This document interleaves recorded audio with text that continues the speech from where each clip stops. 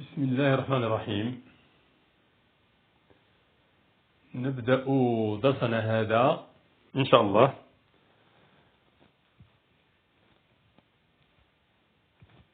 بالمعادلات في السنة الأولى les équations en première année du collège. Alors chaque professeur a sa conception pour présenter les équations. Moi j'en ai la mienne. Je commence d'abord par parler des égalités et les propriétés de ces égalités. Alors, je donne une égalité, je choisis trois nombres, grand A, grand B, grand C. J'écris A égale à B, ça c'est une égalité. Alors, ce qui est à gauche de l'égalité s'appelle le premier membre de cette égalité. À gauche, faites bien attention.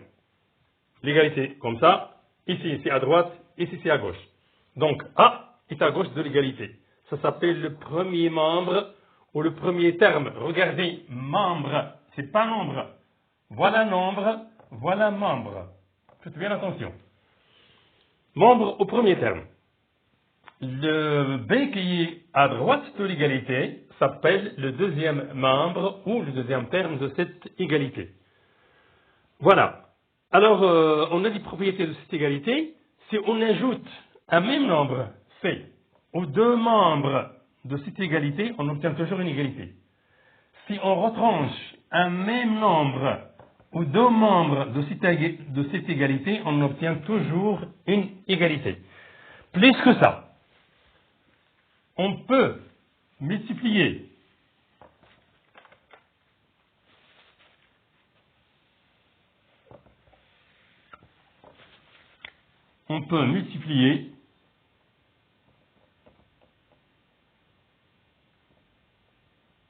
les deux membres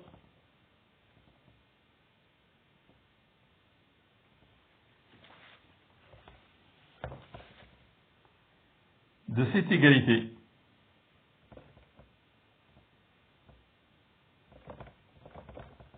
par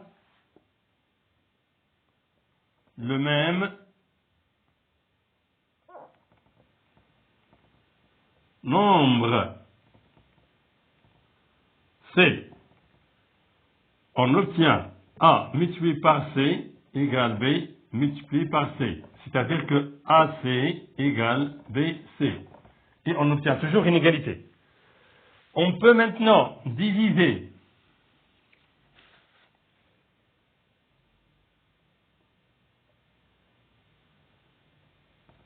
les deux membres de cette égalité par le même nombre C et on obtient A divisé par C égale B divisé par C, et vous faites bien sûr la remarque qu'on ne peut pas diviser par un nombre nul, il faut donc que C soit non nul. Voilà. Cette égalité s'écrit aussi A multiplié par 1 sur C égale B multiplié par 1 sur C. Voilà. Alors, ces propriétés de cette égalité sont très intéressantes qui vont nous servir pour résoudre des équations ou pour résoudre des problèmes à l'aide des équations. Maintenant, nous allons introduire les équations de la façon suivante. Tous les gens, même les enfants, utilisent les équations dans leur vie quotidienne sans rendre compte. Par exemple, on dit que des enfants essayent de se surpasser ou de se tester. Par exemple, l'un d'eux demande à ses amis si vous pouvez me trouver le nombre qu'il faut ajouter à 8 pour trouver 20. Le nombre qu'il faut. Alors, retenez la question. Quel est le nombre qu'il faut ajouter à 8 pour trouver 20? C'est-à-dire 8 plus ça égale 20. Ça, c'était avant de faire les calculs sans connaître les inconnus, les lettres, le calcul littéral qu'on utilisait depuis le début de l'année, en première année. Maintenant, ce point d'interrogation peut être remplacé par un nombre quelconque, inconnu, plus A, ou plus X, ou plus B, ou plus Y, n'importe quoi. Je le remplace par X, égale 20. Ça, c'est une égalité. Égalité qui contient un nombre qui est inconnu. Cette égalité qui contient un nombre inconnu s'appelle une équation. Équation, c'est déjà, il y a égalité.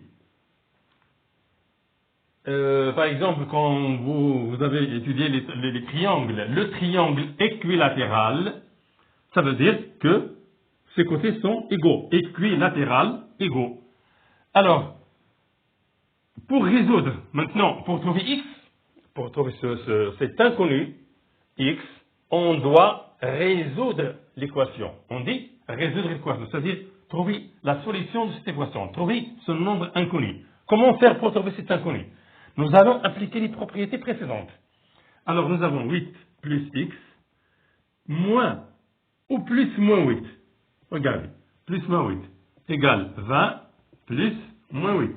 Alors, les nombres antirelatifs, les nombres relatifs plutôt, que vous avez étudiés avant. Maintenant, ça donne x plus 8 plus moins 8 égale 20 plus moins 8. X plus 0 égale 12. Donc, x égale 12.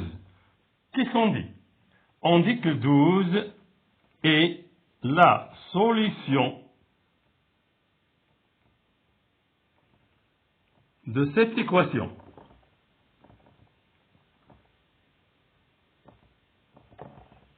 Voilà. 12 est la solution de cette équation. On doit faire maintenant la vérification. Vérification. Faites bien attention. Vérification. S'il vous plaît, regardez bien. 8 plus x, je n'écris pas égal à 20. Si j'écris égal à 20, ça veut dire que c'est déjà vrai. Mais non, j'écris 8 plus le nombre que j'ai trouvé. 12. Si ce résultat donne 20, alors l'équation est vérifiée. La solution qu'on a trouvée est juste. Si ce n'est pas vérifié, c'est que la solution qu'on a trouvée n'est pas juste. Alors, on sait bien que 8 plus 12 égale 20. Alors, c'est là que j'écris 20. Je ne l'écris pas tout de suite. Voilà. Maintenant,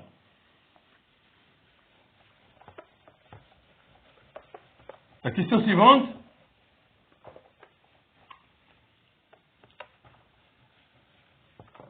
Quel est le nombre qu'il faut, ou duquel on retranche 7 par exemple pour trouver 11. On retranche 7 d'un nombre et on trouve 11. Quel est le nombre duquel on retranche 7 pour trouver 11? On choisit l'inconnu. Ça s'appelle choix de l'inconnu.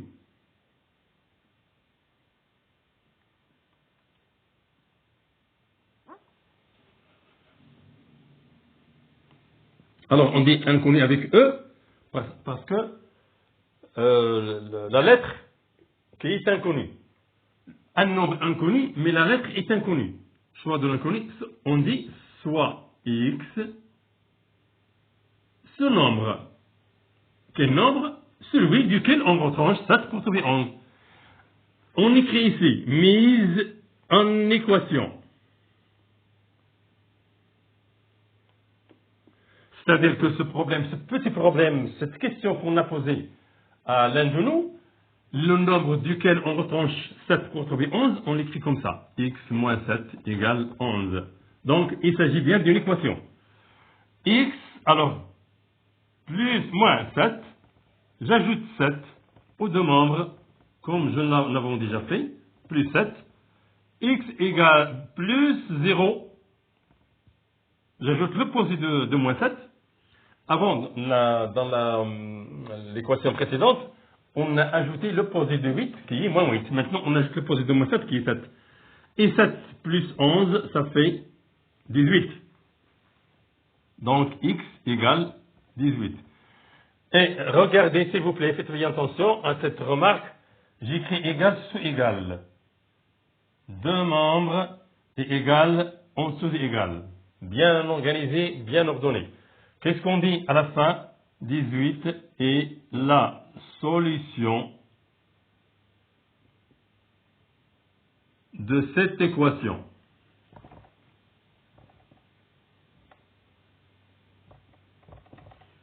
Voilà.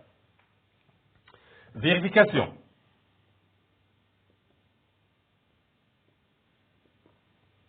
On écrit x moins 7 égale, j'écris cette valeur-là.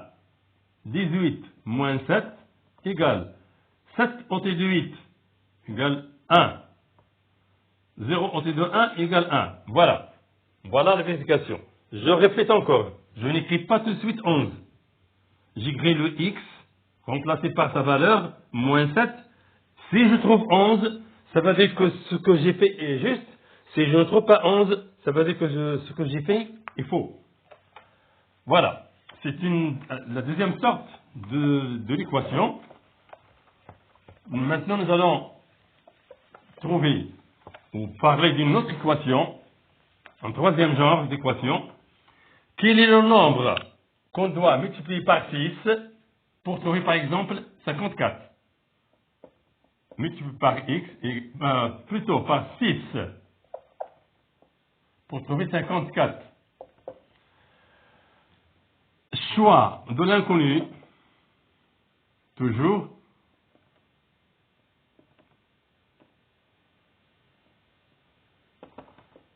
Soit x, ce nombre. Mise en équation. Qu'est-ce que ça veut dire mise en équation? Ça veut dire qu'on a traduit cette situation par une équation. La situation, le nombre qu'il faut multiplier par 6 pour trouver 54 est une situation, est un problème, est une situation problème. Donc, x multiplié par 6 égale 54. Ça veut dire que 6x égale 54. Pour trouver x maintenant, il faut multiplier par 1 sixième.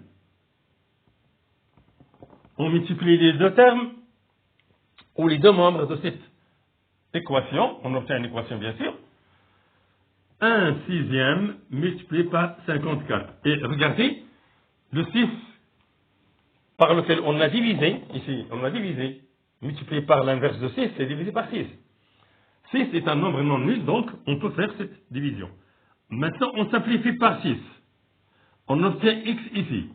Et on simplifie par 6, c'est-à-dire on divise par 6, on trouve 9. Voilà. Donc, on dit 9 est la solution de cette équation.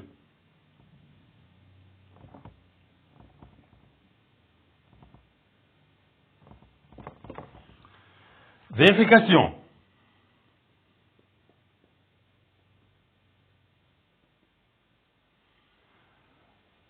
« 6 multiplié par x égale 6 multiplié par 9. » Je n'écris pas tout de suite 54. Maintenant, je sais par la table d'explication que 6 multiplié par 9 est égal à 54. Voilà.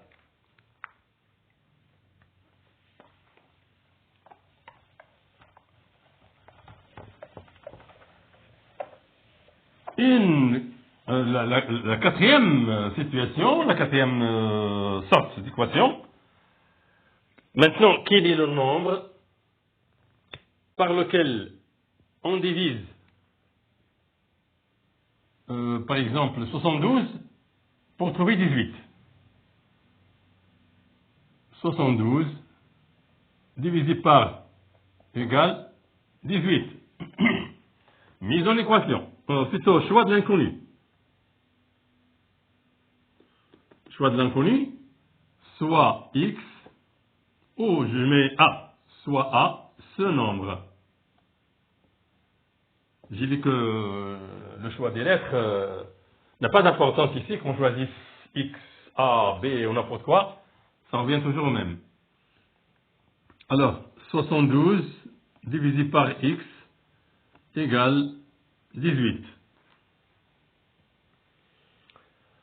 Maintenant, qu'est-ce qu'on fait? Regardez bien. Il faut trouver x. Alors, nous avons à faire la chose suivante. Nous avons 72 multiplié par 1 sur x égale à 18. Ça veut dire quoi ça? Ça veut dire que 72 égale 18 multiplié par x. Et maintenant, pour trouver x, c'est-à-dire que 18x, ça revient quand même. Le premier membre, quand on a a égale à b, ça veut dire aussi que b plutôt égale a. Donc 18x égale 72. Maintenant, on divise par 18. 1 sur 18 multiplié par 18x, ça revient à l'équation précédente. C'est 1 sur 18 multiplié par 72.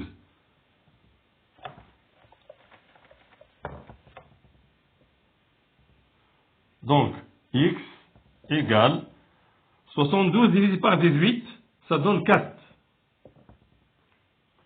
Parce que 18 fois 2 égale 36, et 36 fois 2, ça donne 72.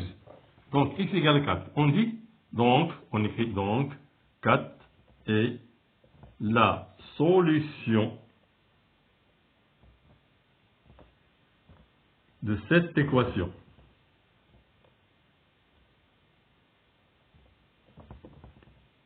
Vérification.